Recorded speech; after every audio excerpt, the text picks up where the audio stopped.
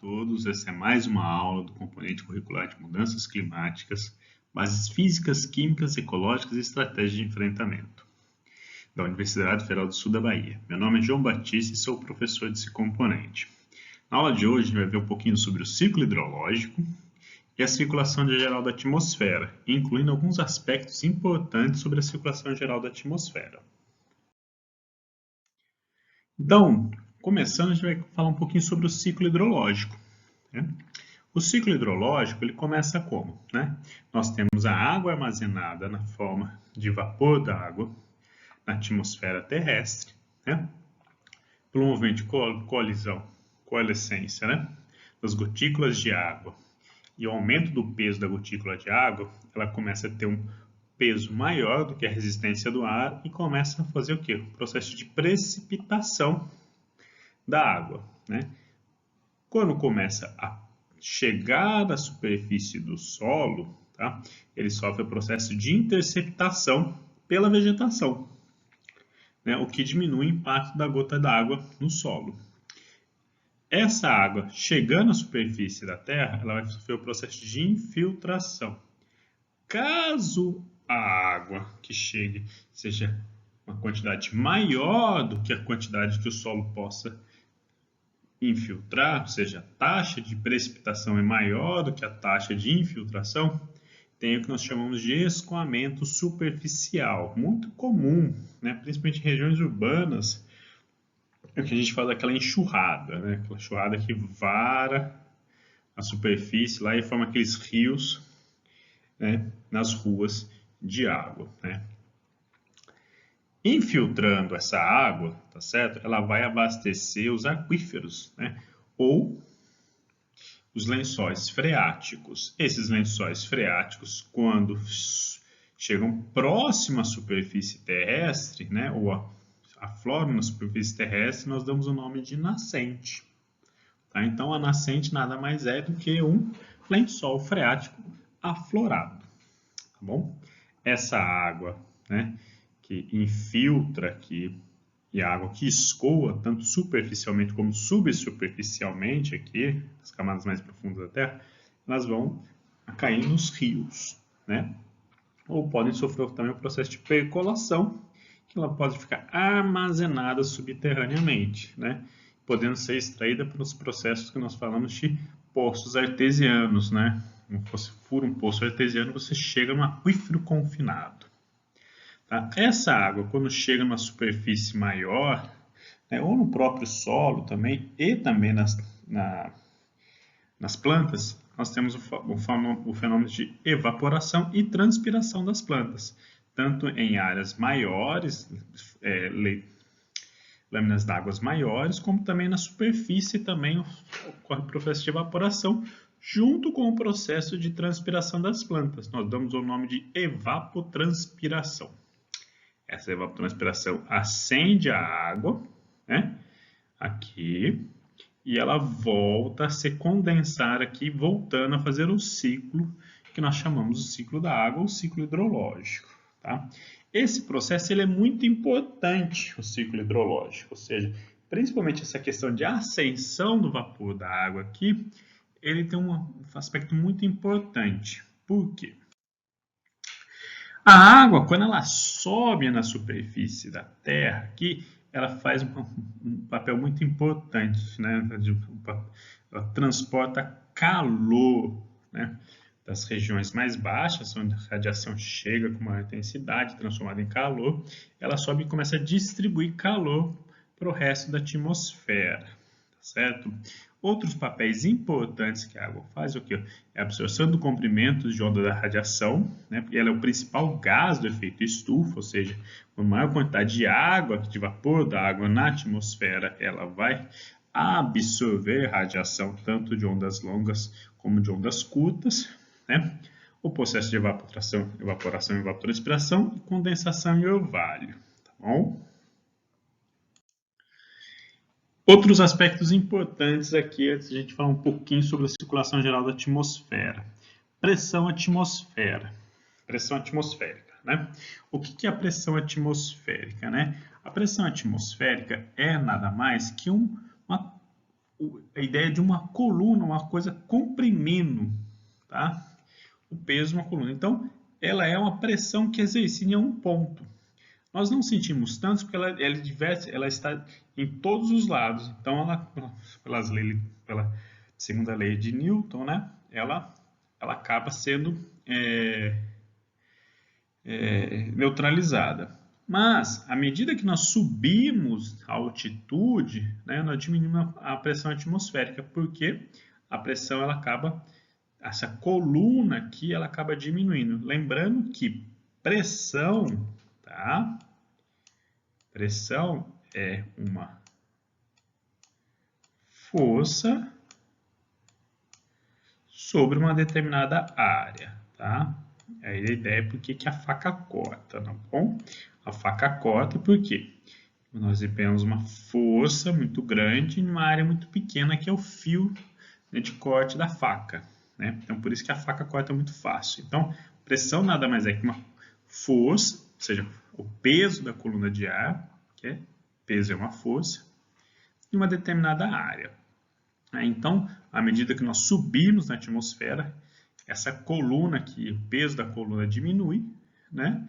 De ar que está acima de nós, então a pressão diminui. Então, à medida que nós subimos a altitude, a pressão atmosférica diminui, tá? Outro conceito importante sobre a pressão atmosférica é a influência que a água tem nessa pressão. Quanto maior a quantidade de água, né, no ar, por o ar ter um menor peso molecular que o ar seco, né, o peso molecular da água é menor do que o peso molecular do ar seco, então quanto mais água no ambiente, menor será a pressão. Isso vai ter uma implicação muito grande, principalmente em fenômenos meteorológicos maiores, né? Zonas de baixa pressão, né, são zonas que você tem maior quantidade de vapor da água e volume de água.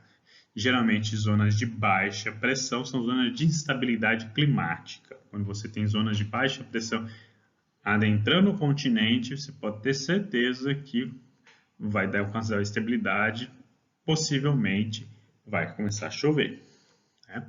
Enquanto que zonas de alta pressão, né, ou seja, muita quantidade de ar seco, né, são zonas característica de tempo bom, ou seja, tempo ensolarado, sem previsão de chuva.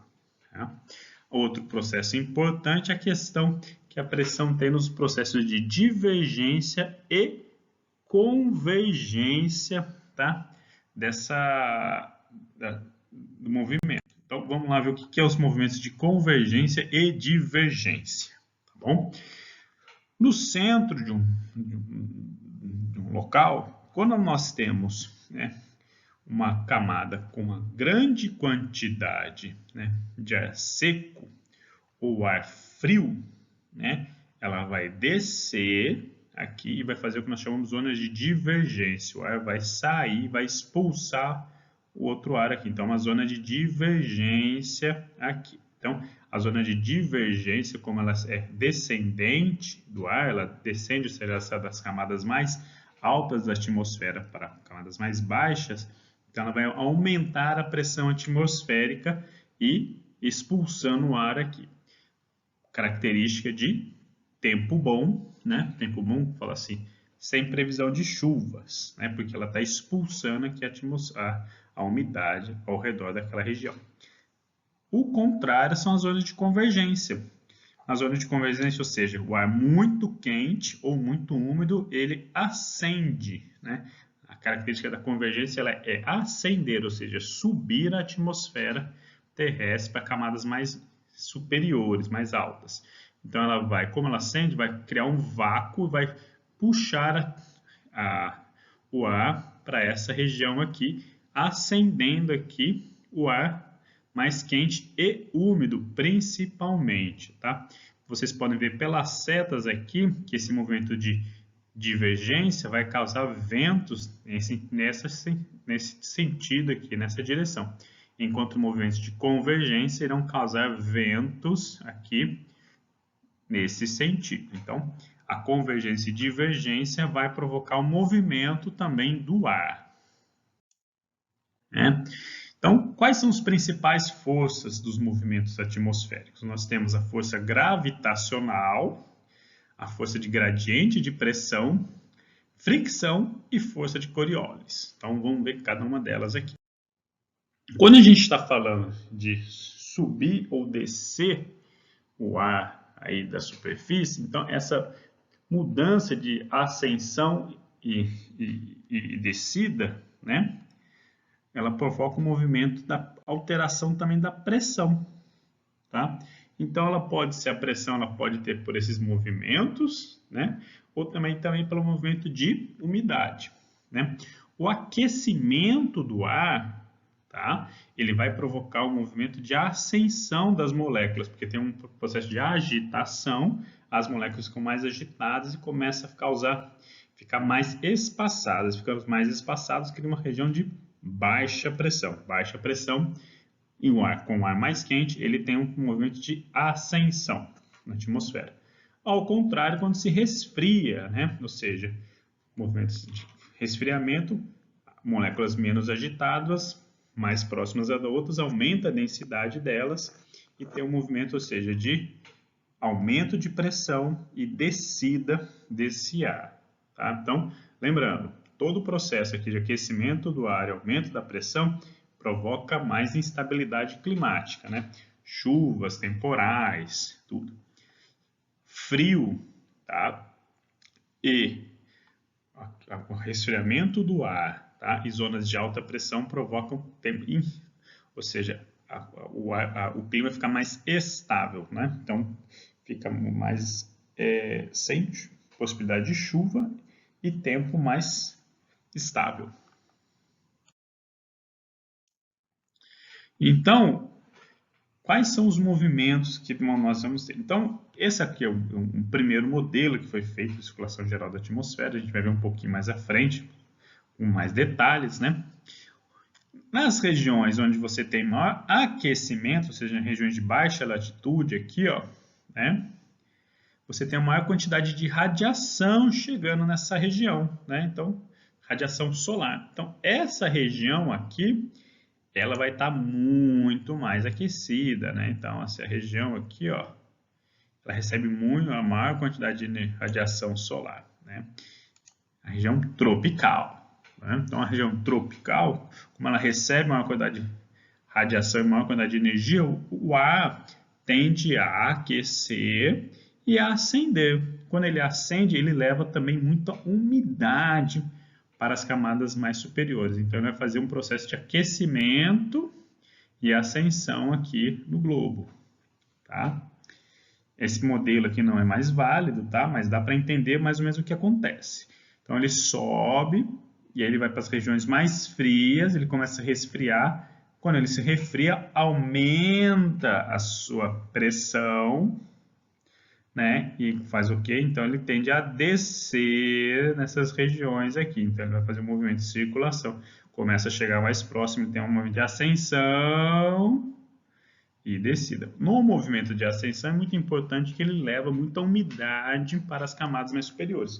Por isso que nessa região do Equador aqui, a região tropical, são regiões de alto... O volume precipitado geralmente é maior do que as demais regiões, porque ela eleva muita umidade para as regiões mais altas da atmosfera, tá certo? Importante aqui, né? As regiões que eu estou falando são de baixa pressão aqui, ó, elas têm um movimento de convergência, né? E as zonas de alta pressão de divergência, está expulsando, né? Ó, o movimento de expulsar aqui, ó. Tá? Se nós estivéssemos do outro lado aqui, estaria fazendo esse movimento aqui, ó. Então, movimento de divergência aqui, né? Então, esse é o movimento de divergência, ou seja, regiões frias, tá? Divergência aqui, enquanto regiões quentes. Isso também vai fazer o movimento dos ventos, ou seja, o vento, geralmente, ele vai de regiões de alta pressão para as regiões de baixa pressão. Tá? Então, considerando dois volumes iguais, um de ar seco e um úmido, será mais leve o de ar úmido. Então, em decorrência disso, ele vai ter um movimento de ascendência. Tá? Então, nas considerações anteriores do movimentação do ar, né, as regiões de baixa pressão, né, geradas pelo aquecimento do ar, eles se expandem e provoca ascensão do ar, como foi falado anteriormente. Essa ascensão ela favorece naqueles ambientes de ar úmido, o que permite o deslocamento de grandes volumes de umidade, né, principalmente aí, tá certo? Em regiões subtropicais. Quando ela sobe na atmosfera, né, existe o que nós falamos de resfriamento adiabático. Lembra-se que nós estamos subindo, a pressão cai rapidamente, né? Se a pressão cai rapidamente, nós temos um resfriamento por resfriamento adiabático, por queda de pressão. Resfriamento adiabático é muito comum, é você usar aquele desodorante, né? Spray, quando você aperta ele, espirra, você pega na cápsula dele, que ele é de metal, ele está frio. Por que ele está frio? Porque ele perdeu pressão.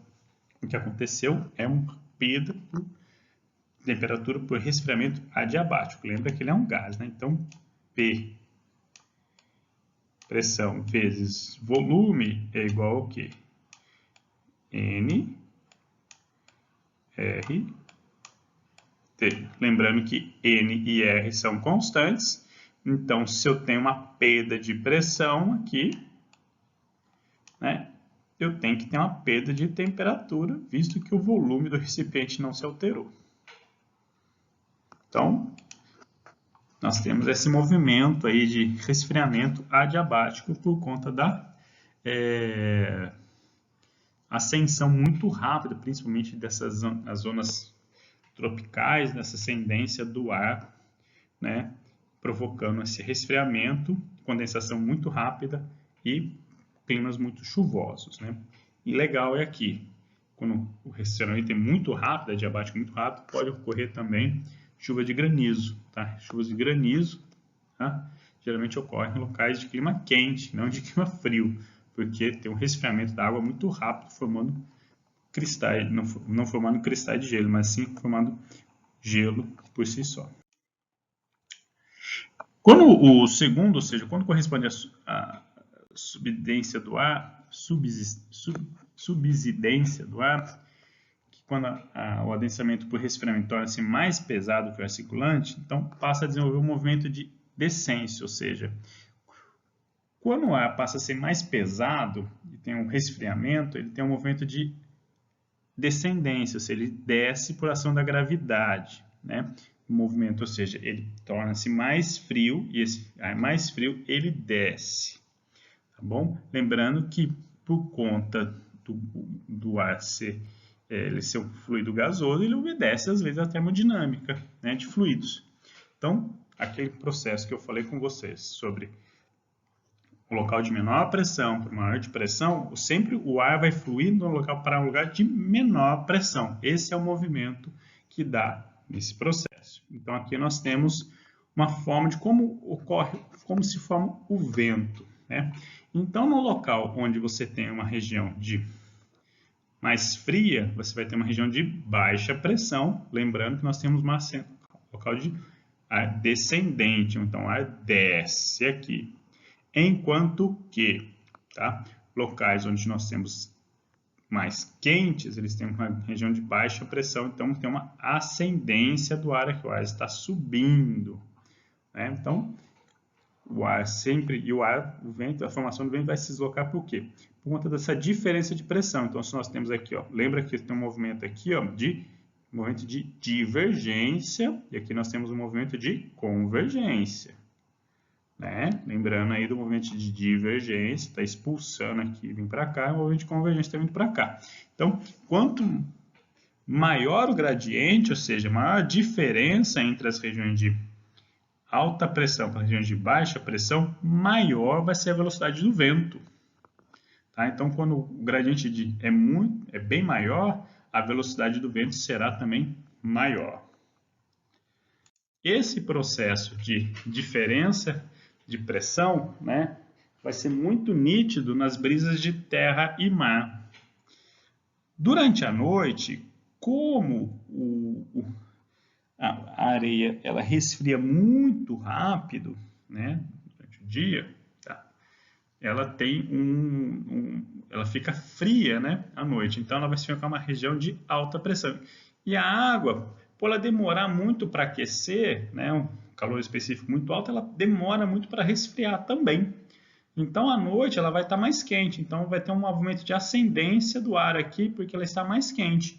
E aqui está mais fria. Então, o movimento à noite, se vocês forem na praia, vai ser o quê? O vento saindo do litoral e indo para o mar. Durante o dia, ocorre o contrário. A terra está muito mais quente, porque aquece muito mais rápido que a água, né? Então, o gradiente de pressão, né, será no sentido que a água vai ter um movimento de uma água mais fria, então vai ter um movimento de descendência do ar aqui, enquanto que nas regiões de terra vai ter um movimento de ascensão do ar, né? Então, o ar vai criar uma região de baixa pressão aqui. Então, durante o dia, a brisa será do oceano para o continente. Esses movimentos de convergência e divergência farão o deslocamento, tá, do ar. Ou seja, zonas convergentes farão zonas de baixa pressão, que terão um movimento de ascensão aqui do ar. Lembrando principalmente, né, umidade para as camadas mais altas da atmosfera, transportando também calor, muito importante aí também, é a distribuição de calor que ocorre, tá? Então, movimento de convergência aqui, chegando mais alto, vai ter um movimento de divergência aqui, pelo resfriamento que terá.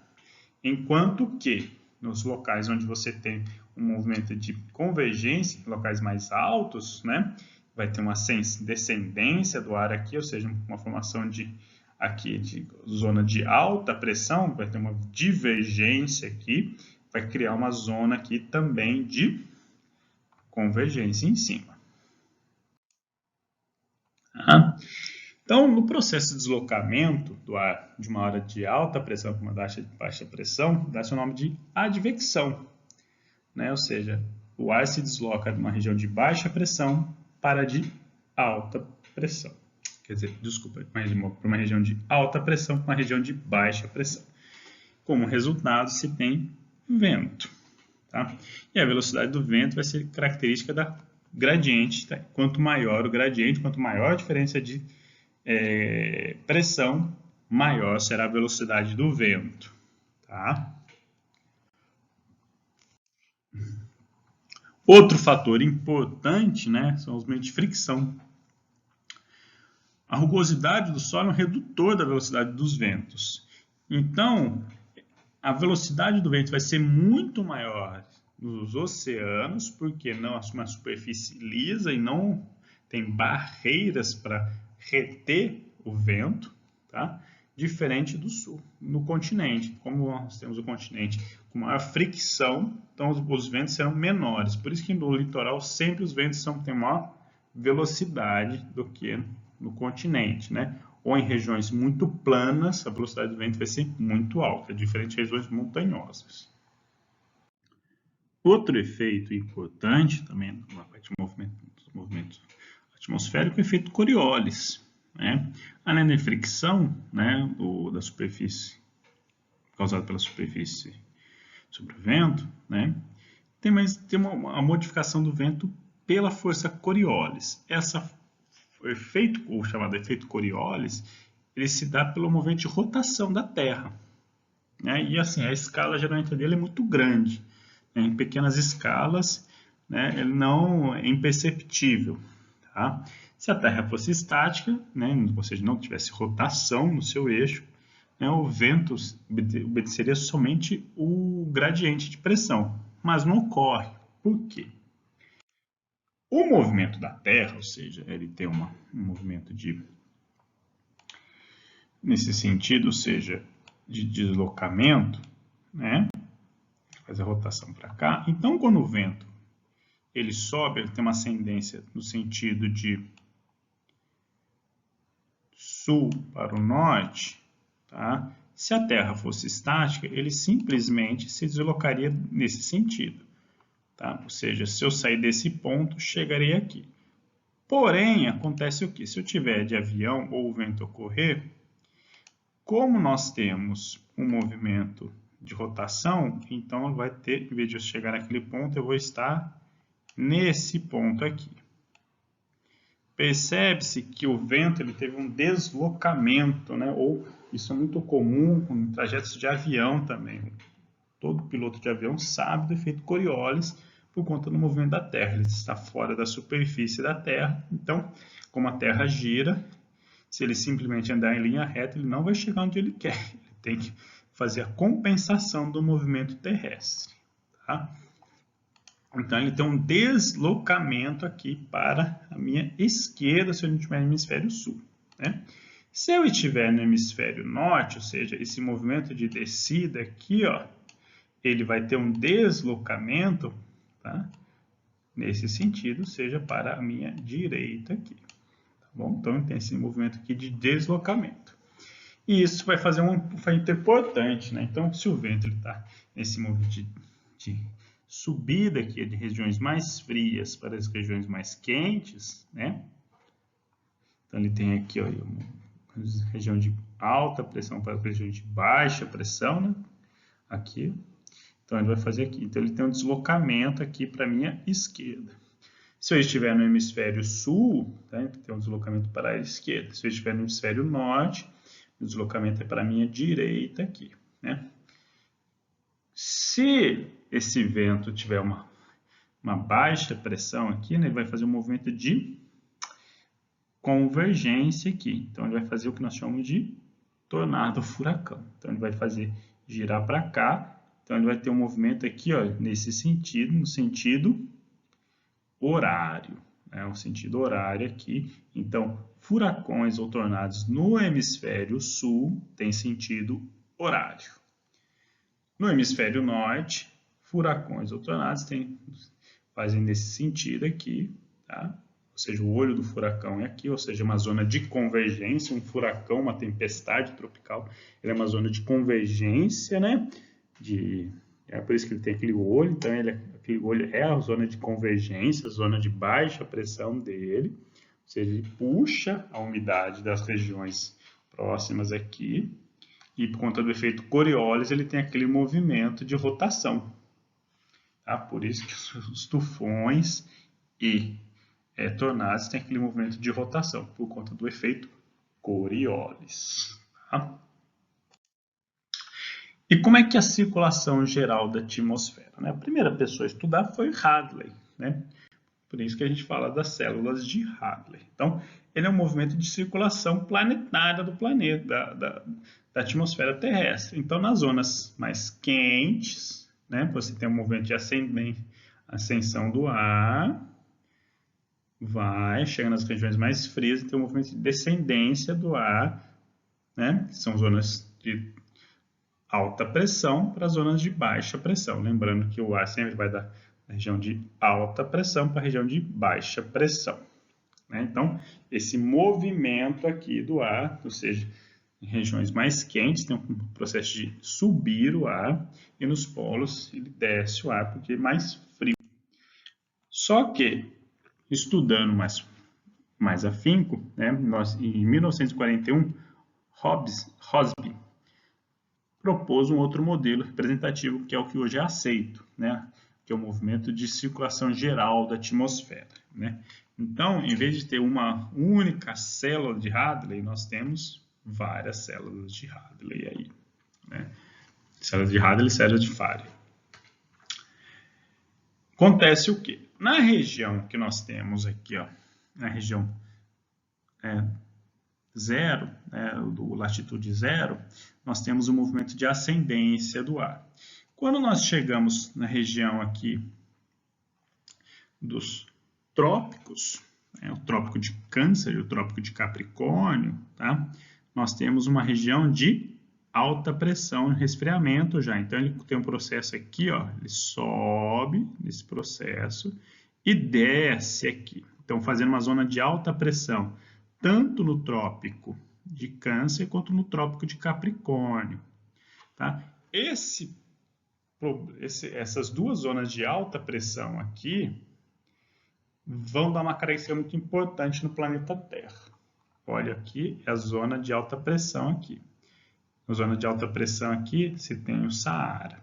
Como é região de alta pressão, ela acaba expulsando a umidade. Então, os principais desertos do mundo se encontram nessas duas zonas, no Trópico de Câncer e no Trópico de Capricórnio. No Trópico de Câncer aqui, nós temos aqui, ó, região do Saara, né? A região do Oriente Médio, tá? E no Trópico de Capricórnio, nós temos o quê? Deserto do Atacama, no Chile, e nós temos a região desértica também da Austrália, tá? Nessa região aqui do Trópico de Capricórnio, tá? Então, eu vou passar para o próximo slide, fica mais fácil representar aqui, desenhar, explicar. Então, eu peguei o planeta Terra aqui, ó, né?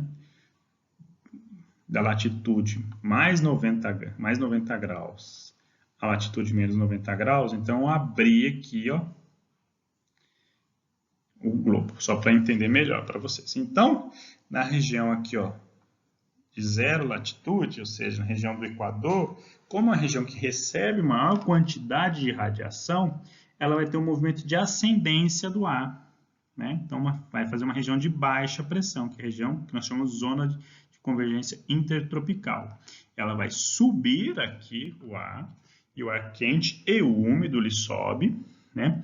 Fazendo uma zona convectiva, né? Nesse ponto aqui. Então, como ele tem um movimento de convecção aqui, ó, né? Do ar aqui, ó, e por conta do movimento da força Coriolis, ou seja, esse ar que vai para aqui a região do 0 graus, né? Ou seja, a região do Equador, ele tem um movimento, lembrando que saindo do sul para o norte, deslocamento para a esquerda, do norte para o sul, deslocamento para a direita. E vai formar o que nós chamamos de ventos alísios, tá? Então, essa região aqui, ó, é a região de zona de convergência intertropical, formando o que nós chamamos de ventos alísios. Então, é uma região úmida, porque tem muita umidade subindo e caindo nessa região aqui. Nas camadas mais altas da atmosfera, nós teremos as zonas, os ventos contralísios. Então, ele vai chegar aqui, ele vai ficar resfriando, ele fica mais pesado e ele vai aqui numa zona de alta pressão, que vai ser a região dos trópicos, né? A região do Trópico de Capricórnio, Trópico de Câncer e Trópico de Capricórnio, né? Então, fazendo uma zona de alta pressão, expulsando uma zona de divergência aqui, fazendo grandes áreas aqui, nessa faixa do globo, de regiões secas. Exemplo, deserto do Saara, deserto de Gobi, o deserto da Austrália, tá? Deserto do Atacama. Então, nós temos vários importantes desertos nessas duas faixas de 30 graus aqui, por conta dessas zonas de divergência aqui de alta pressão. Expulsando aqui, ó, o vento novamente, né? Aqui fazendo novamente, e vai criar aqui, ó, né? Chegando próximo ao Polo Sul aqui, ó, as regiões polares, lembrando que as regiões polares são regiões muito frias, né? Então, essas regiões muito frias aqui, elas serão aqui, ó, zonas de alta pressão. Então, esse ar que ainda está quente nesse ponto aqui, encontra essa barreira fria aqui, ele vai ter uma ascendência aqui, tá? Tendo muitas chuvas frontais, ou seja, o encontro de massas de ar, uma massa de ar quente, uma massa de ar fria, então provocando chuvas frontais. Desculpe, aqui é convectiva, são chuvas convectivas, ou seja, famosas chuvas de verão, tá? Ar quente sobe, ar quente e úmido sobe muito rápido, provocando aquelas famosas pancadas de chuva ao final do dia. Então, nesse ponto aqui, na região de 60 graus, né, nós teremos muitas chuvas frontais por conta do encontro de massas de ar frias e secas com massas de ar quente e úmidas aqui. Então, temos esse processo encontrando essas barreiras aqui. Tá? Então, esses são os movimentos aí principais, né? Esses ventos aqui nós temos aqui, muito importante, nós chamamos de ventos oeste, indo aqui em encontro aqui, ó. Novamente, ele está se deslocando do sul para o norte. Então tem um movimento aqui de divergência aqui, né? Um movimento por conta do efeito Coriolis. Então, novamente, e no hemisfério sul temos os ventos oestes aqui também, certo? Nossa aula termina por aqui. Obrigado.